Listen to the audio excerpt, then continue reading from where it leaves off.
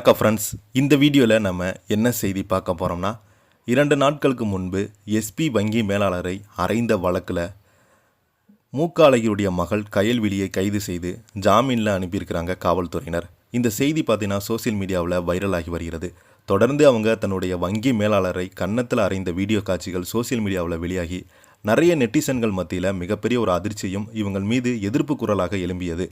நிறைய பேர் பார்த்தீங்கன்னா இவங்களை உடனடியாக கைது செய்து காவல்துறையிடம் ஒப்படைக்க வேண்டும் என்று நிறைய பேர் தங்களுடைய விவாதங்களையும் எழுப்பி வந்தாங்க. இந்த நிலையில் காவல்துறை கைது செய்து ஜாமீனில் வெளியே அனுப்பியிருக்கிறாங்க.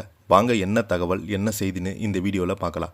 முதன்முறையாக நம்ம சேனலில் பார்க்குறீங்கன்னா சப்ஸ்கிரைப் பண்ணாதவங்களாம் சப்ஸ்கிரைப் பண்ணிக்கோங்க. பெல் பட்டன் சிம்பல் அமைக்கி நம்ம சேனலோட நோட்டிஃபிகேஷனை எனபிள் பண்ணிக்கோங்க. நாங்கள் போடுற வீடியோ எல்லாமே உங்களுக்கு உடனுக்குடனே வந்து சேரும்.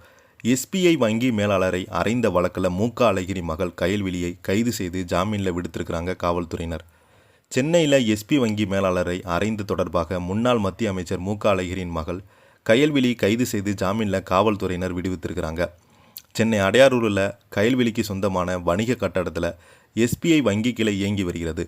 அந்த கட்டடத்தில் உள்ள லிஃப்ட் பழுதானதால் கயல்விழி தொடர்பு கொண்டு வங்கி கிளை மேலாளரை ஹர்ஷின் சிங் புகார் தந்தார். இது குறித்து வாக்குவாதத்தில் வங்கி மேலாளர் ஹர்ஷின் சிங் கன்னத்தில் கயல்விழி அறைந்திருக்கிறாங்க. இது குறித்து எஸ்பி வங்கியின் முதன்மை மேலாளர் நமச்சிவாயம் அடையார் காவல் நிலையத்தில் புகார் அளித்தார். அதன் அடிப்படையில் கயல்விழி மீது 4 பிரிவின் கீழ் வழக்கு பதிவு செய்யப்பட்டது.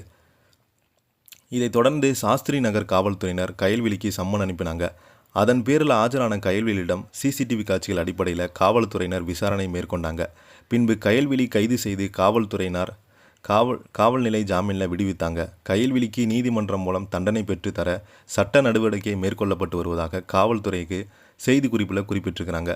இந்த செய்தி பார்த்தீங்கன்னா இந்த 2 நாட்களாகவே சோசியல் மீடியாவில் வெளியாகி கொண்டிருக்கிறது. குறிப்பாக அந்த வங்கி மேலாளர்களை கன்னத்தில் அறைந்த சிசிடிவி காட்சிகள் சோசியல் மீடியாவில் வெளியாகி மிகப்பெரிய ஒரு எதிர்ப்பு குரலாக கிளம்பியது, விவாதமாகவும் மாறியது.